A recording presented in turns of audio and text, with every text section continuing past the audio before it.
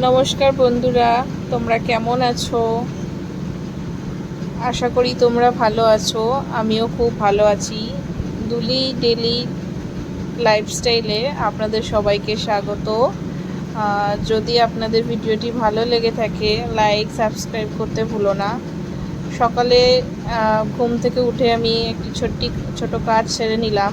বিছানার চাদর ঝেড়ে পরিষ্কার করে চাদরটিকে পেতে নিলাম এবং বালিশের খোলগুলোও মনে হচ্ছিলো একটু ময়লা হয়েছে, সেই জন্য বালিশের কভারগুলোকেও আমি বার করে অন্য কভার বার করে সেই কভারগুলোকে পরিয়ে দিলাম। বেডরুমের কাজ সেরে দিয়ে চলে গেলাম ডাইনিংয়ে সকালবেলা বাসি ঘর ঝাড় দেওয়া শুরু করলাম। ডাইনিং ঝাড় দিয়ে এইভাবে সমস্ত ঘরগুলোকে পরিষ্কার করে নিলাম। সংসারে যতই মানুষ কাজ করুক না কেন, ততই মানুষের মনে হয় কম, বসার জন্য সময় পাওয়া যায় না। সমস্ত ডাইনিংয়ে কাজ সেরে কমপ্লিট করে আমি চলে গেলাম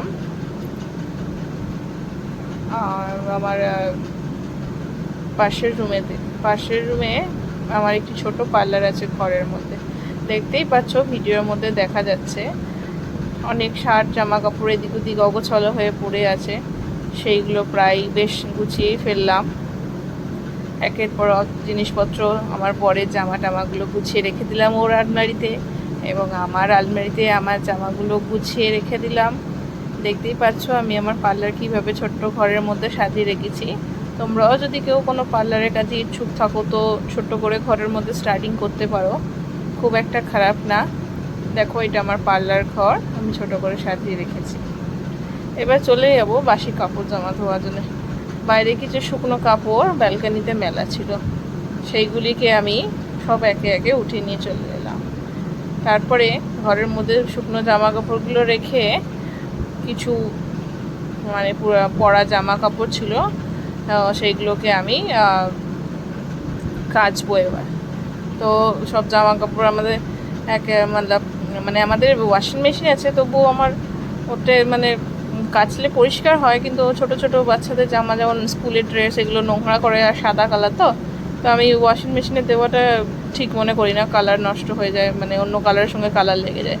ওই জন্য আমি নিজেই হাতে বসে সমস্ত কিছু কেচে নিই এবং মেশিনে কাপড় ড্রাই করে হালকা সমস্ত কাপড়গুলো ব্যালকানিতে মেলে দিলাম একে একে। আমি রোদ রয়েছে বাইরে অনেকটা পরিমাণ, সেই জন্যে কাপড় জামা আমি বেশিটা ড্রাই করে নিই, হালকাই ওয়াশিং মেশিনে ড্রাই করে সব কাপড়গুলো লাগিয়ে দিয়েছি দড়িতে। এখানের ওয়েদারটা খুবই অদ্ভুত, কখনো ভীষণ রোদ, কখনো বৃষ্টি নেই। এইভাবে কাপড় মেলে দিয়ে স্নান করে রান্নাঘরে চলে এলাম। এবার রান্নার পর্ব। এটা আমার ছোট্ট একটি রান্নাঘর কোয়ার্টারের মধ্যে। তো আমি এবার কাজ করতে করতে অনেক লেট হয়ে গেছে, সেই জন্য আমি আজকে খিচুড়ি বানাবো ভাবলাম। তো সেই জন্য আমি ডালটা আগে থাকতেই ভিজিয়ে রেখেছিলাম। তো চালটা, গোবিন্দভোগ চালটা বার করে জল দিয়ে ভালো করে দুবার করে ধুয়ে নিলাম, নিয়ে রান্না বসিয়ে দিলাম। আমার মেয়ের আসারও সময় হয়ে গেছে, আমার 1:15-তে আমার মেয়ে চলে আসে স্কুল থেকে, তো তাড়াতাড়ি করে আমাকে রান্নাটা সারতে হলো। তো আমি খিচুড়ির সঙ্গে কুমড়ো, আলু, সর্ষে, পোস্ত দিয়ে ঘন্ট টাইপের করেছি। যদি শুধু খিচুড়ি ভালো লাগবে না, আর আমি রান্নাতে খুবই অল্প পরিমাণেই তেল দিচ্ছি এখন করে, যেহেতু আমি একটি ডায়েট প্ল্যানের মধ্যে আছি। ডক্টর অ্যাডভাইসে কোনো ডায়েট প্ল্যান না, নিজে থেকেই এমনি যেমন তেল বেশি খাবো না, বা কাজু কিশমিশ এগুলো একটু অয়েলি ফুড টাইপের, ড্রাই ফ্রুটের মধ্যে এগুলো, বা কলা ওয়েটটা বাড়ায়, কলাটা যেমন খাওয়া যাবে না।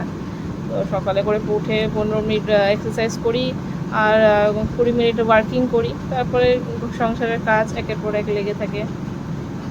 তো আমি রান্না প্রায় কমপ্লিট হয়ে এলো আমার।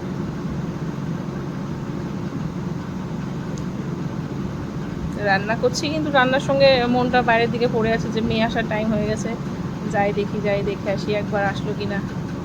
এরকম আপনাদেরও মনে হয় এরকম হয়ে থাকে সাধারণত, যে বাচ্চা চিন্তা বেশি, যে বাচ্চার স্কুল ব্যাচ এসে গেল, তাড়াতাড়ি রান্না সেরে ফেলি, কারণ বাচ্চা মানুষ তো, টাইমে খাওয়া দেওয়াটা। তো রান্না সেরে ব্যালকনিতে চলে এলাম, দেখছি গাড়ি আসছে কি না। তো কিছুক্ষণ বেশ দাঁড়ালাম, দেখলাম স্কুল ভ্যান আসছে না। তো আমি ফের আবার ভিতরে এসে ডাইনিং চেয়ারে বসে গেলাম। তো ওখানে বসেও এদিক ওদিক দেখতে থাকলাম, তো দেখলাম মেয়ে আসছে না।